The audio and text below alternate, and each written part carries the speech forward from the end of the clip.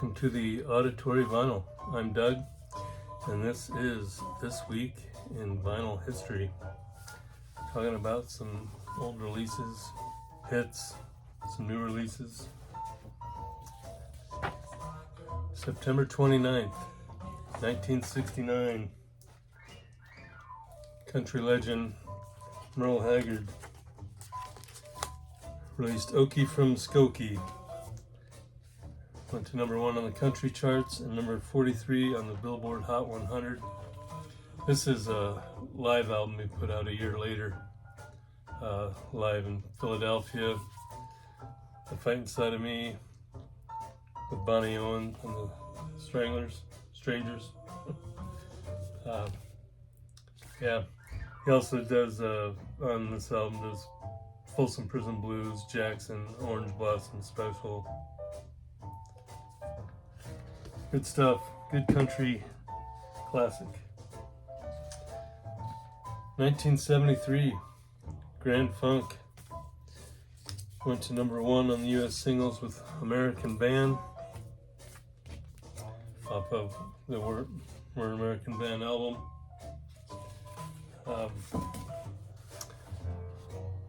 Bunch of skinny dudes. They look like they could use a couple weeks at Dairy Queen.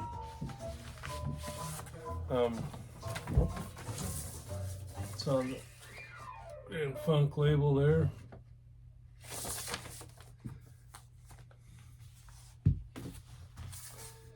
Yeah, it has a title track, The Railroad, Stop Looking Back, Loneliest Rider. Good tunes.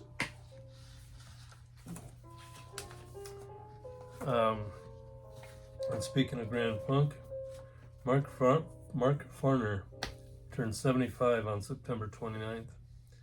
And also Les Claypool, Les Claypool, bass player from Primus, turned 60.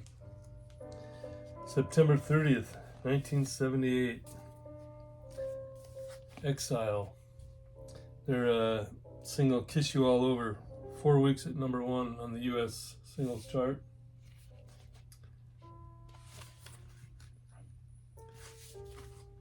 Pretty cool band. They were pretty popular there in the mid to late 70s. And September 30th, Johnny Mathis turned 89. And Marilyn McCoo turned 81. She was with Fifth Dimension. Did some solo stuff, and I think she hosted that old show, Star Search, for a while after Dionne Warwick.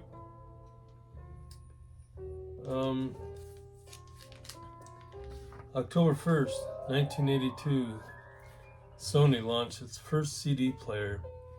I don't think it was the very first CD player ever, but it was Sony's first. It sold for $730. Now you can get them at a garage sale for $3. October 1st, 1984, U2 released Unforgettable Fire. Had the big hit Pride in the Name of Love. Also was on here the title track, Indian Summer Sky, MLK. Pretty good album. Like a lot of people, the early stuff was the best as far as what most people think.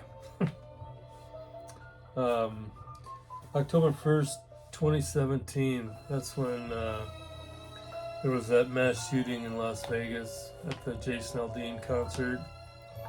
The guy was up in whatever hotel it was and just shot down on the crowd. It was horrible. Killed 58, injured 500. Most deadliest mass shooting in U.S. history. Horrible.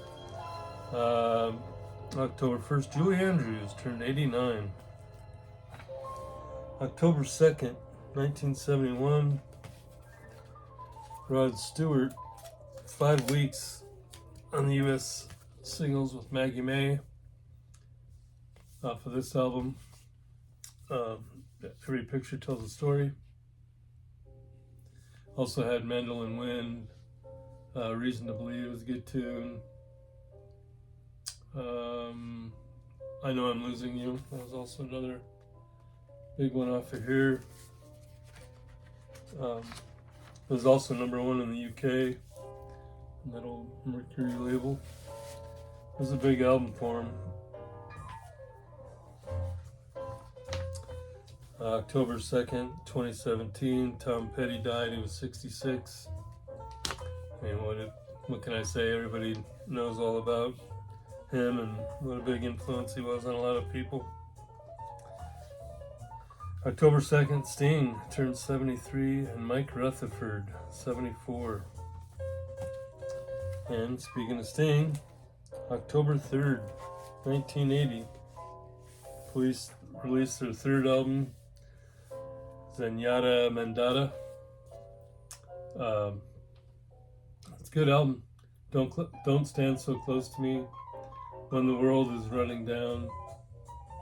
You Make the Best of What's Still Around. Da do do do da da da da. I hate that song, but it was a big hit for him. Good album overall. Sally, I don't know if that's a green or not a green, but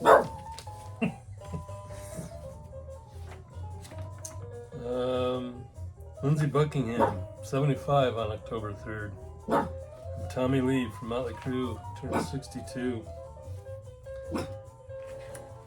October 4th, kind of a bad day. 1970, Janis Joplin died. And 2022, Loretta Lynn died. October 5th, 1973. Elton John released Goodbye Yellow Brick Road.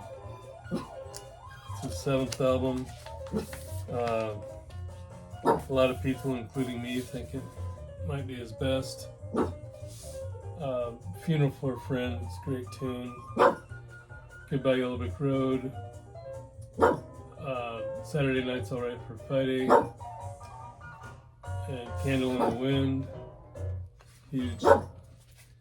Kind of a cool gatefold where it has like a little drawing or picture that kind of relates to the song title.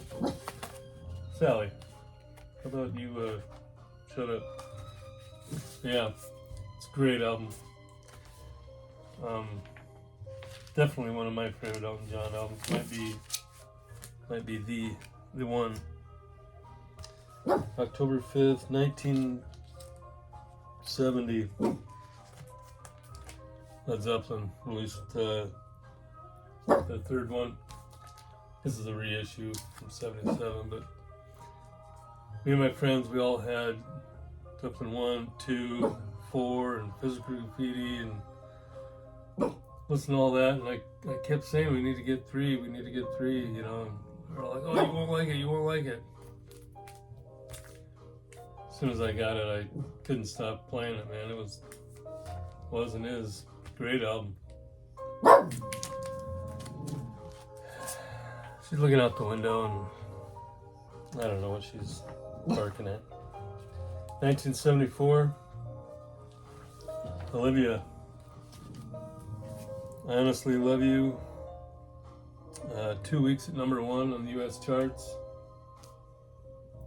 This also has the title track, If You Love Me, Let Me Know.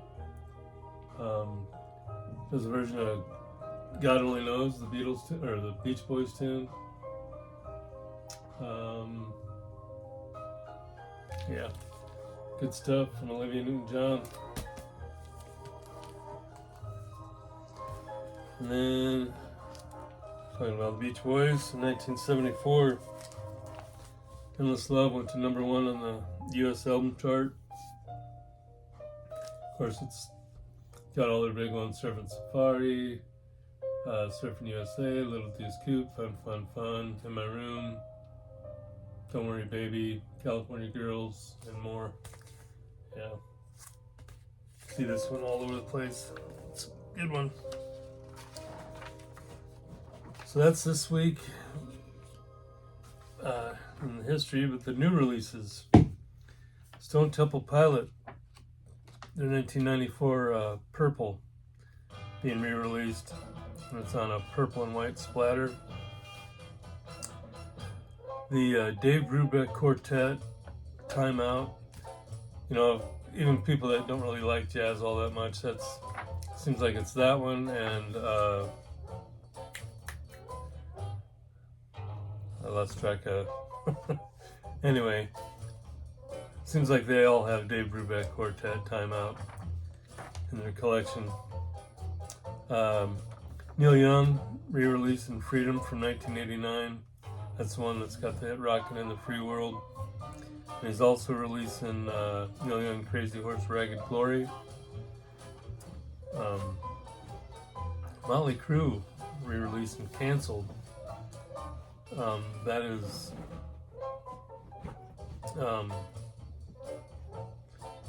it was their first one since they did a few songs for that movie Dirt, and John Five plays guitar on that one.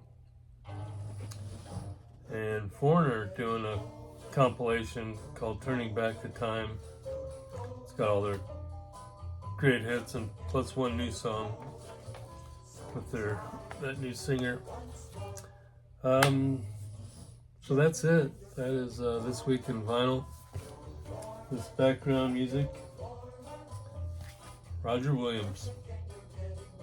I Left My Heart in San Francisco, Donkey Shane, theme from Mutiny on the Bounty, and that picture, it's kind of, I don't know, it's weird. It almost looks like a AI photo or something, but anyway, there you go, Roger Williams. Thanks for being here on the Auditory Vinyl. Thanks to all my subscribers. Have a good weekend. Enjoy the music.